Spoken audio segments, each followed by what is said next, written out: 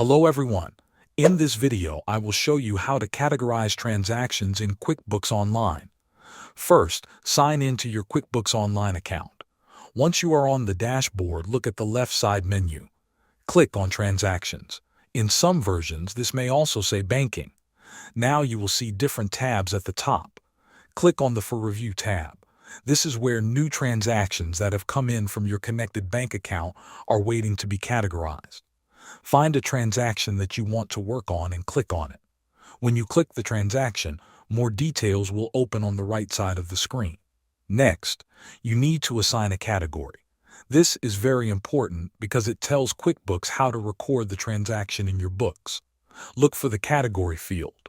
Click on the drop-down menu. Choose the correct account from your chart of accounts. If it is income from a customer, you might choose sales. If you paid an electricity bill, you might choose utility expense. After choosing the category, you can add more details. Select or enter the vendor or customer name.